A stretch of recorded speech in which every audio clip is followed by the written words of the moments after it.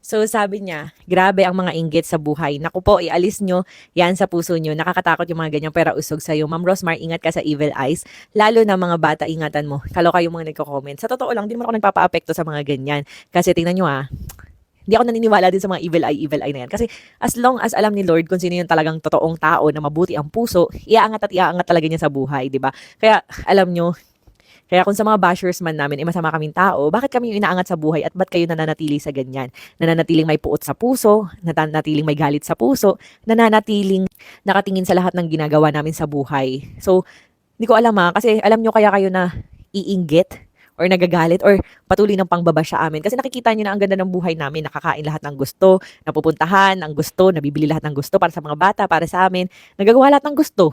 So, sabi ko nga, wag nyo akong panoorin kung inggit ang mararamdaman nyo. Kasi ang gusto kong maramdaman nyo is ma-inspired kayo para soon, kagaya ko na dati wala naman sa buhay, ganito na yung lifestyle ngayon, di ba? So, gusto kong tingnan nyo ako as inspiration and hindi ka inggitan. Pero kung inggit-inggit ang nakikita nyo, i-block nyo na lang ako, scroll up, huwag nyo akong panoorin kasi hindi yun magiging healthy para sa inyo. Mapapressure kayo na bakit ako ganito, bakit si Rosemary ganito na. May mga ganung point kayo na mararamdaman.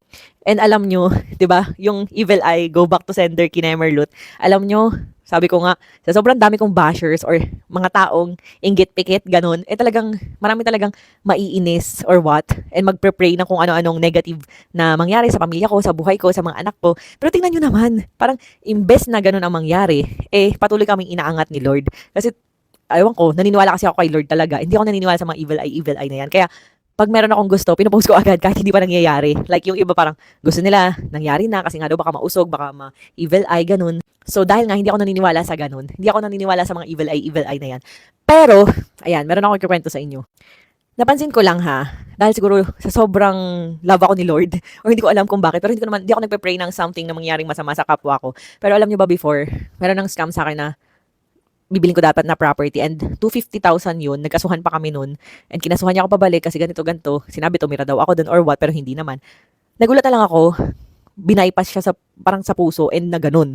As in kusa, meron akong staff naman na nanghiram sa akin ng 5,000 and sabi niya sa akin is pupunta siya, babalik siya sa akin. And sabi ko, masama yan. Kung hindi ka babalik sa akin, balik mo yung 5,000 kahit 5,000 na lang. 5,000 lang yun. And nagulat ako, nagkabukol-bukol yung ulo niya.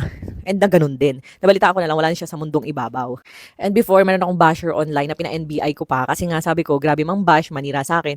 And nagulat na lang din ako, inaneurysm na. Tapos ganun na rin. So, guys, hindi ako nagdarasal or what.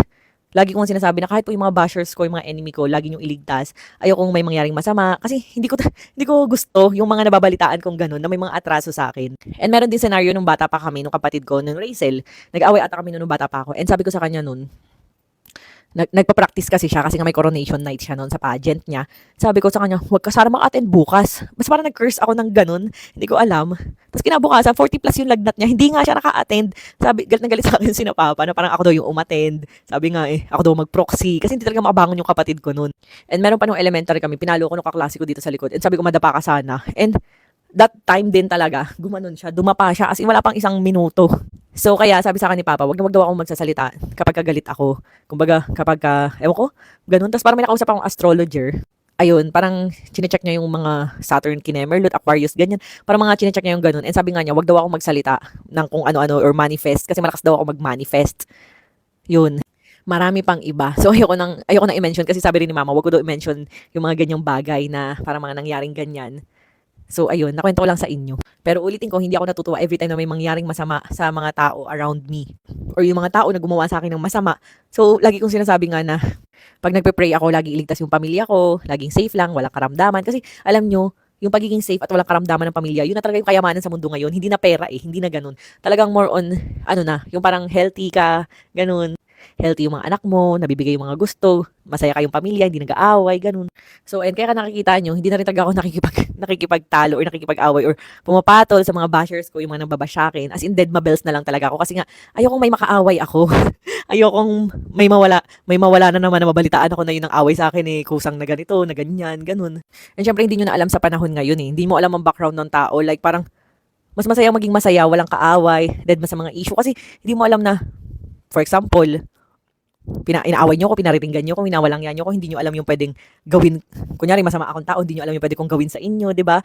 O kaya naman ako naman, may walang yain akong tao, hindi ko alam yung pwedeng gawin. Mga ganun. Kaya parang ako, mas nagfo-focus na lang ako sa family na parang mag-focus na lang na masaya, gala-gala, ganun. So, hindi na ako para makipagtalo or what. So, kasi nga sabi ko, paringgan nyo ko kung paringgan, bahala kayo sa buhay nyo, ganun.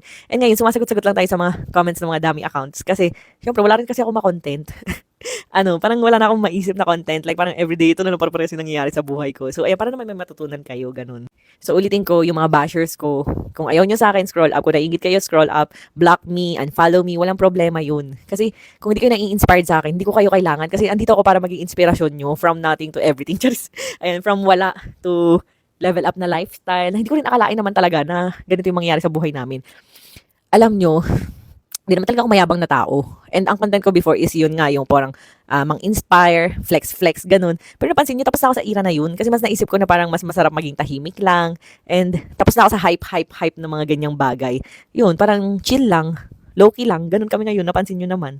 Ayun, so, ayun lang, bili na kayo sa TikTok shop ko.